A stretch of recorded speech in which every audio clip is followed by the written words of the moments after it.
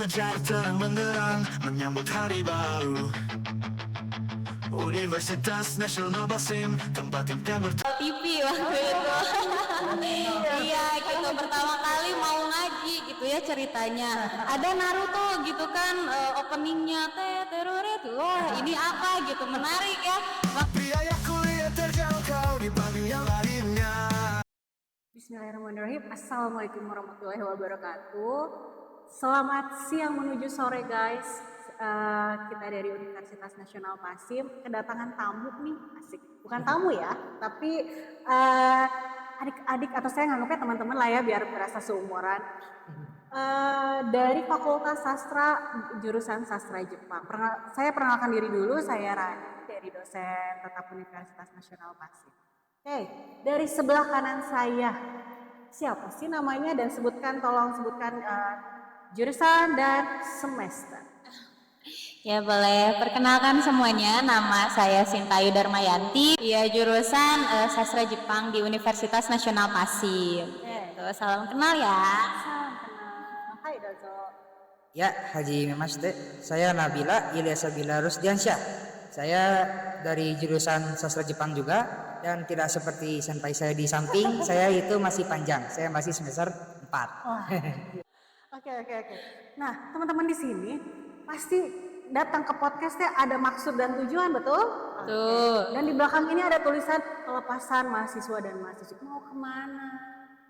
Ke Jepang ya Bil, niatnya Bil? Mau kemana Bil? Bukan ke Jerman ya? Bukan. Mau masuk ke Jerman ya? Sastra Jerman. Kenapa gak sastra Jerman aja? Oke, Jepangnya kemana sih? Jepangnya seperti yang ada di spanduk ya teman-teman, kita mau ke daerah Kyoto. Keren. Oke, kenapa sih tertarik sama program ini? Kalau saya sendiri melihat kalau program ini adalah kesempatan yang besar ya. Gak setiap kali kita dapat kesempatan seperti ini, dan kenapa gak saya ambil gitu. Ya bagus.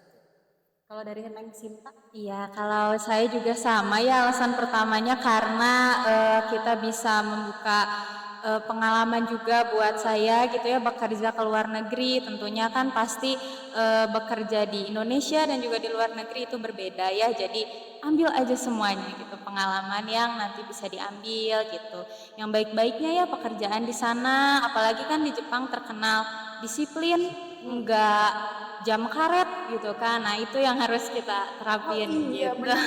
Indonesia makan jamnya teh mohon maaf ya, Pas-pasan gitu ya. mepet gitu kan. Tapi kalau di Iya, sana kalian betul. benar-benar harus lebih disiplin ya soalnya. Tuh, hai. Budayanya sangat-sangat berbeda, betul? Hai. Oke. Kalau motivasinya nih bisa ikut program ini? Kalau saya sih karena memang dari sejak lama tertarik sekali dengan negara Jepang. Saya mulai pertama kali itu belajar Jepang itu mengenal budaya Jepang itu saat SD dari Space Tune. Teman-teman masih tahu lah Space Tune, Ninja Hattori, Doraemon dan kawan-kawannya. Waktu itu saya nggak tahu kalau itu dari Jepang. Saya dulu ngiranya itu animasi Indonesia. Begitu masuk SMP, saya tahu oh ternyata itu dari Jepang. Nah di situ saya mulai ada nih tertarik, oh ternyata Jepang tuh menarik nih. Tapi saya mulai belajar bahasa Jepang, bener-bener belajar tuh saat saya masuk SMK. Waktu saya dikenalkan ke sebuah ekskul di SMK tuh, yaitu Nihongo Kurabu. Nah di Nihongo Kurabu ini saya mulai belajar, bener-bener belajar bahasa Jepang, dari mulai hiragana, katakana dan lain sebagainya gitu. Nah setelah masuk kuliah semakin besar nih keinginan untuk ke Jepang gitu, karena ya siapa sih yang gak mau ke Jepang gitu. Lihat banyak banget video di Instagram, di YouTube yang memperlihatkan Jepang tuh begini loh, Jepang tuh begini loh. Nah yang membuat saya semakin wah ini tujuan utama nih, pergi ke Jepang. Nah begitu dengar ada internship dari dosen, ya kenapa nggak diambil? Betul. Gitu. Kesempatan yang nggak datang setiap tahun gitu loh, pergi ke Jepang tuh. Ditambah saya juga ingin mencoba, ini saya belajar Jepang dari SMK sampai sekarang tuh berhasil nggak sih di Jepang tuh? Apakah yang selama saya ini pelajari di sini tuh bisa saya pakai nggak sih di Jepang itu? Begitu. Karena kan di sana kita bertemu langsung dengan orang Jepang, interaksi sama orang Jepang, kita tahu bagaimana nanti budaya orang Jepang. Nah dari situ kita bisa ngambil pelajaran yang banyak, kita dapat pengalaman, dan nanti setelah pulang di Jepang pun pengalaman itu gak akan disimpan aja begitu, tapi akan terus dipakai. Betul. Begitu. Manfaatkan peluang yang ada, betul ya? Betul. Pokoknya Nah. kalian juga teman-teman di sini kalau misalkan ada peluang sedikit pun ikut aja pokoknya, jangan merasa minder, betul ya? Iya. Betul, betul. Kalau misalkan dari Neng Sinta motivasi. Iya ya, kalau tadi Nabil Kun itu dari jalur Space Tune ya Nabil Kun. Kalau saya dari jalur Global TV waktu itu. Iya gitu, pertama kali mau ngaji gitu ya ceritanya. Ada Naruto gitu kan, openingnya teroret. Wah ini apa gitu, menarik ya. Waktu SD sama kayak Nabil, saya ngiranya itu animasi Indonesia gitu. Namun setelah SMP gitu ya kita udah punya tahu internet gitu ya, mengerti gitu. Nah cari-cari oh ternyata dari Jepang gitu. Kalau Nabil mungkin waktu SMA-nya tadi ada masuk klub gitu ya. Kalau saya kemauannya kuat mungkin jadi belajar sendiri gitu. Masya Allah. Dari mulai tulisannya hiragana katakana saya belajar sendiri, lalu ketemulah ini sama jodoh saya ya di Universitas Nasional Pasim gitu. Jadi saya masuk ke sini, alhamdulillah makin banyak ilmu yang saya dapat dari dosen-dosen sekalian gitu kan, pengalaman-pengalaman beliau gitu ya, beliau yang pernah ke Jepang gitu. Jadi buat motivasi buat saya juga harus nyusul dosen saya gitu ke sana begitu. Masya Allah ya benar. Pokoknya memanfaatkan peluang, terus temukan passion yang kalian minati gitu Betul, kan. betul. Jangan disia-siakan. Betul. Oke, kalau misalnya sekarang berangkat nih, berapa lama sih internship itu? Untuk program internship yang kita berdua jalani itu 1 tahun ya, Bil ya. Gitu. Lumayan 1 tahun. Lumayan ya, 1 tahun 4 musim itu kekejar semua. Iya. Panas, dingin, gugur sama semi kan. Iya betul. Di Indo kan cuma 2. Banyak musimnya kalau di Indonesia. Musim duren. Musim rambutan. duren. Ya. Dan itu juga yang membuat saya tertarik karena di Indo kan cuma 2 nih, di Indonesia itu kan cuma ada 2 musim. Kalau gak panas, basah gitu. Oh iya, basah. Hujan gitu kan. Oke. Iya, nah, Iya. kalau di Jepang tuh kan ada 4. Ada Apa aja sih? Natsu, Natsu, musim panas, musim panas. Aki, musim Gugur. gugur, Haru, musim semi, dan Fuyu, musim dingin. Nah, apalagi musim dingin kan. Gitu di Indonesia kan belum ada tuh, nggak ada tuh yang namanya salju. Betul. Di Jepang tuh kan ada, jadi wah pengalaman baru nih ngerasain salju gitu. Suasana dinginnya tuh beda ya. Oh iya. Oke, ini yang pasti banyak ditanya. Syaratnya kayak apa buat ikutan internship ini tuh? Buat syarat yang pertama ini di luar dokumen ya Sensei ya. Persiapan mulai dari semester berapa dulu nih? Iya betul. Nah buat yang mau ikutan internship ini seperti dari Nabil Kun ya, tahun kedua itu udah mulai bisa ikutan internship, tapi ya harus udah ada sertifikat JLPT ya kalau bisa gitu, minimal JLPT itu tes kemampuan bahasa Jepang kalau di Indonesia kan gitu ya, itu ada 5 tahap ya Bil ya, gitu ya, ada 5 level dari N5 itu paling bawah sampai N1 gitu. Nah minimal ya minimal kita harus punya N4 dulu gitu buat bisa mengikuti program internship ini. Itu syarat yang pertama. Yang kedua niat, harusnya tadi pertama ya.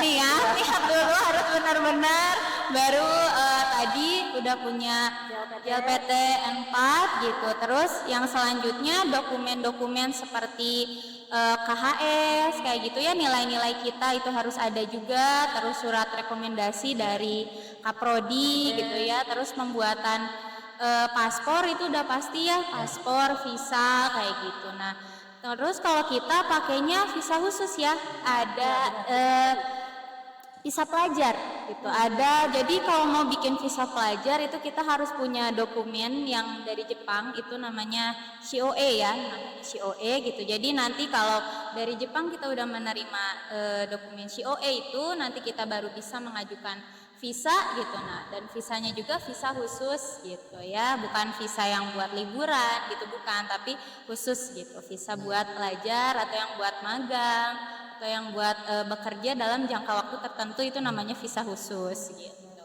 Berarti dari mulai semester berapa nih kalau Sinta buat ikutan program?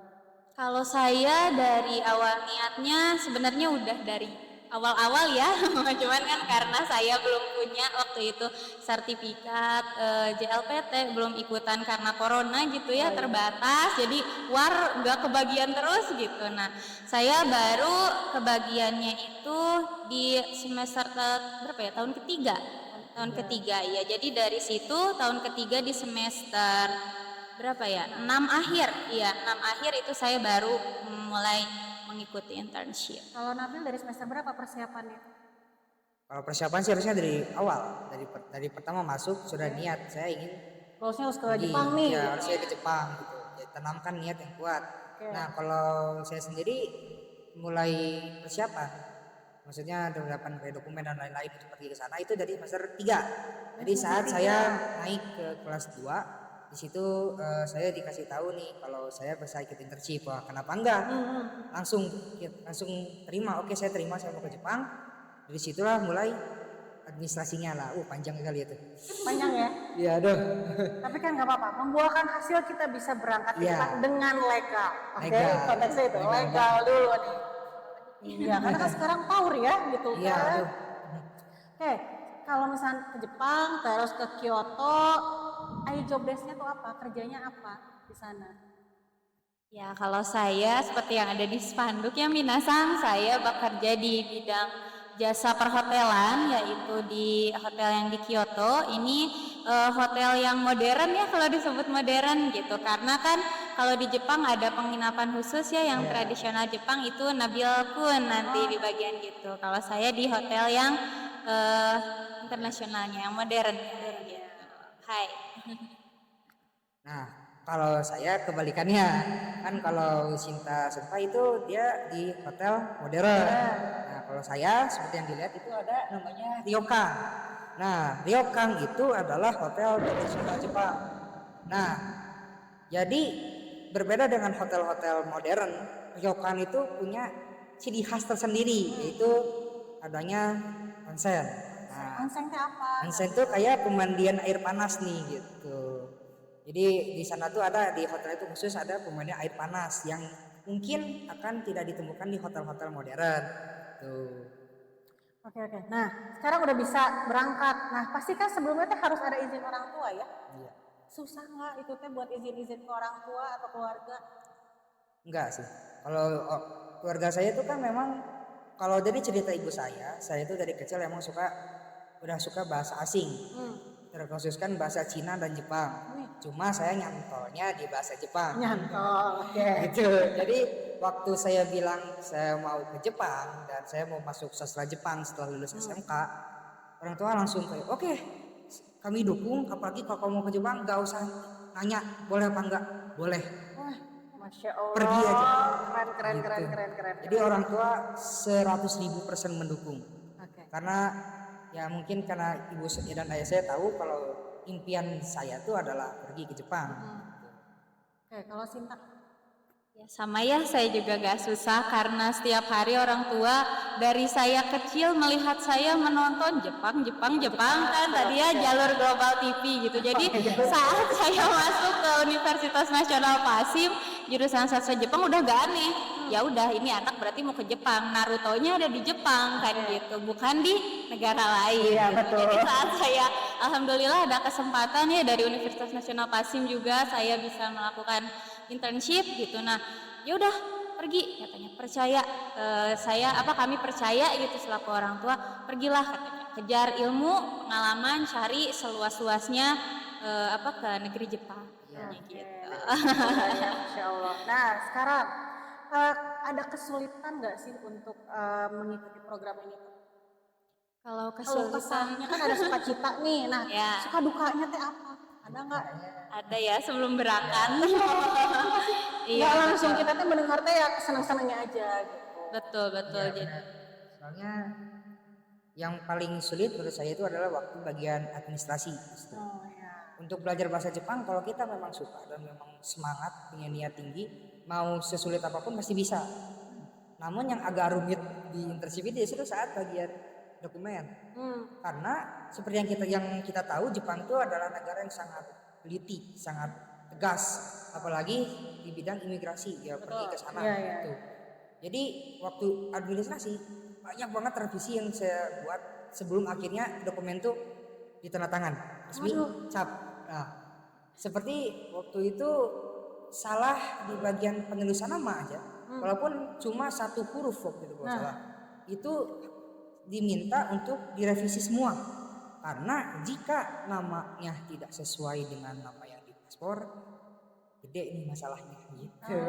Nanti pasti bolak-balik itu yang bikin capek ya. Iya pasti itu. Makanya kenapa dari sekarang harus benar, biar saat nanti kita waktunya sudah kerja, kita tenang kerjanya. Iya. Gitu. Kalau Sinta kesulitannya apa? Buat yang pertama sama ya Sensei di masalah dokumen gitu. Kalau orang Jepang kan biasa namanya cuma dua ya, dua kata gitu, nama keluarga sama nama mereka sendiri. Kalau di Indonesia kan namanya ada yang 3 baris, 4 baris, 5 baris, ya panjang-panjang gitu. Iya betul. Nah itu waktu itu saya juga ada kesalahan sama di nama. Di tulisan abjadnya saya Sinta spasi Ayu spasi Darmayanti gitu ya. Nah tapi saya saat penulisan pakai katakana waktu mengisi dokumen itu saya nggak pakai spasi. Itu langsung sama pihak Jepangnya gitu.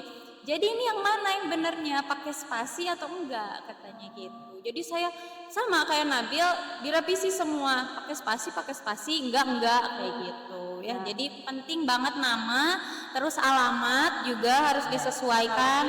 Ya tanggal lahir gitu. Jangan tempatnya kita lahir di Cimahi bilang udah lahir di Jepang gitu. Enggak ya, nanti ditanya gitu. Jauh ya. Seperti itu ya. Tuh, berarti teman-teman istilahnya walaupun kita belum tahu berangkatnya kapan, harus misalnya dari aktenya mungkin ya, dilihat dulu aktenya, KTP-nya, baru bikin paspor benar-benar harus bener nih namanya, jangan sampai satu huruf pun salah kan. Iya, Daripada harus kita sesuai. bolak-balik kan lebih capek ya. Betul, titik spasi juga Iya, sama. betul. Nah sekarang gini, kalau misalkan pas kita mau berangkat ke Jepang, menurut kalian ya, ada nggak sih kesulitannya? Kan kalau tadi kesulitan sebelum berangkat, kalau pas mau berangkatnya nih, kesulitannya apa nih kira-kira selain bahasa mungkin? Kalau bahasa kan kalian pasti udah, wih, Masya Allah nih pasti bisa nih. Tapi kalau misalkan, kan ada orang-orang yang, gimana nih kalau misalnya nanti kalian makannya, kan di sana agak kurang, ya jarang lah ya cap halal gitu kan. Nah, kalau kalian sendiri gimana? Ada ketakutan sendiri nggak mengenai kehidupan di sana, mengenai makanannya? Jelas ya, pasti ada yang ketakutan Ya, seperti betul. itu Maya.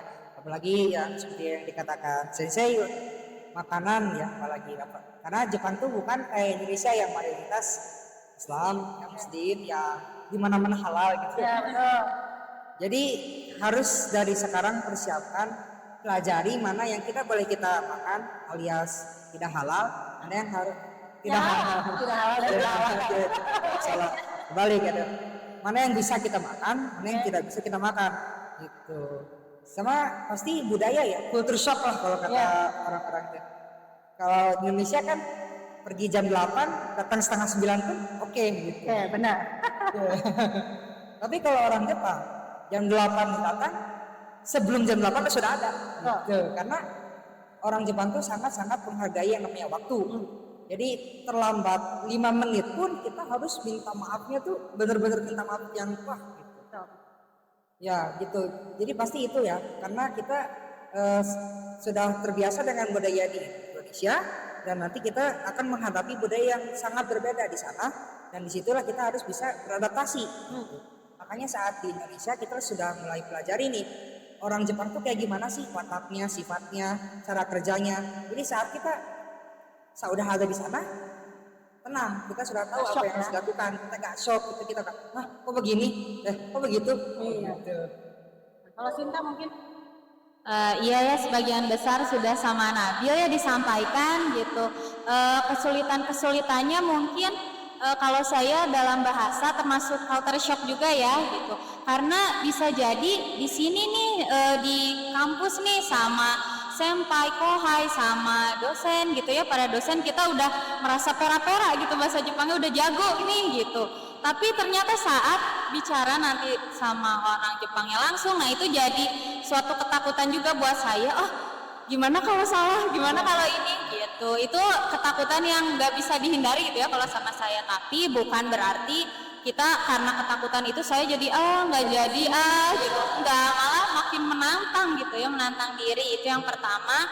Terus yang kedua, kesulitan tentang makanan ya, karena saya juga muslim sama alhamdulillah. Nah jadi saran saya sekaligus mengirit juga ya minasang, sering-seringin aja masak gitu, masak sendiri. Betul, jadi nggak banyak beli di luar gitu ya, tapi masak sendiri itu lebih mantap begitu kalau menurut saya. Sama jangan lupa cari-cari aplikasi seputar produk yang aplikasi yang menyediakan produk halal seperti itu ya. Cara mah udah banyak minasang ya, jadi nggak usah banyak alasan lagi, nggak usah takutnya, nggak usah dimajuin duluan gitu, dikebelakangin aja takutnya gitu. Berarti tadi tuh makanan benar-benar kita harus cari well prepare lah di sini ya. Betul. Lihat dulu, ngafalin nih kanji-kanji apa aja nih yang nggak boleh gitu. Iya, betul. Terus kalau misalnya culture shock ya, karena di sana memang sangat-sangat disiplin, terus bersih banget semua. Jadi harus siap di situ. Jangan sampai kita buang sampah sembarangan, ya kan? Budaya antrinya juga, wah, masya Allah gitu ya di sana. Mungkin ini sekarang saran-saran untuk teman-teman di sini yang mau ikut program internship seperti kalian. Ya, kalau saran dari saya ya buat adik-adik sekalian gitu yang mau masuk Universitas Nasional Pasim ya, mau menyusul kita ke sana gitu. Kalau misalnya kalian memang punya keinginan atau punya cita-cita apapun itu, salah satunya pergi ke luar negeri ya, ke Jepang seperti kami gitu, jangan ragu kalau punya niat atau punya cita-cita gitu. Sok aja gitu, lakuin, ambil semua. Kalau manusia itu bahasa Sundanya harus hawak gitu ya, jangan nggak segala diambil gitu, selagi bisa ambil aja, selagi positif ambil aja gitu. Nah buat prosesnya juga nggak ada semua proses yang gampang ya Bil ya, semua juga proses pasti ada sulitnya, tapi proses yang sulitnya itu jangan dijadiin kita tambah stres gitu, dijadiin pelajaran buat kita. Proses yang sulitnya, proses yang enaknya gitu ya kita nikmati begitu. Itu paling dari saya. Ya, kalau dari saya juga sama, hampir sama ya. Pastikan punya niat yang kuat, karena belajar bahasa Jepang itu tidak semudah yang dilihat. Betul. Tapi walaupun bahasa Jepang sulit, jika nanti suatu saat nanti kalian sudah bisa menguasai, kan ada kepuasan tersendiri. Kalau kita ini sudah menaklukkan salah satu bahasa yang paling sulit dipelajari, dan akan menjadi satu kebanggaan kan. Itu juga aku bisa digunakan skill bahasa Jepang ini, kita bisa gunakan antara kita bisa pergi lagi ke Jepang, meniti karir di sana, atau bisa melanjutkan kan, siapa tahu ada rezeki S2 di sana kan. Gitu. Atau kita bisa gunakan di Indonesia juga, karena di Indonesia pun banyak pekerjaan yang berhubungan dengan bahasa Jepang gitu. Jadi jangan ragu untuk belajar bahasa Jepang, jangan takut untuk menghadapi sulitnya belajar bahasa Jepang. Apakah ke Jepang sekarang tuh termasuk pencapaian terbesar dalam kehidupan kalian? Ya, karena jujur kalau saya sendiri itu di SMK itu saya kurang aktif orangnya. Satu-satunya yang bisa saya banggakan dari saya adalah saya bisa belajar bahasa Jepang gitu. Karena teman-teman saya di sekeliling saya itu suka bilang, ngapain belajar bahasa Jepang, gak terlalu guna. Ada yang bilang gitu ke saya. Terus ada yang bilang, ngapain belajar bahasa Jepang, mau jadi ninja gitu. Saya pernah karena seperti itu tak. Tapi saya sendiri yang belajar bahasa Jepang kayak ya udah sih, mau ngomong gitu ya silakan saja. Saya sendiri merasa saya enjoy belajar bahasa Jepang. Saya suka bahasa Jepang, saya suka dengan budaya Jepang. Jadi selama itu bisa membuat saya enjoy, kenapa nggak dilakukan? Betul. Gitu. Kalau Sinta?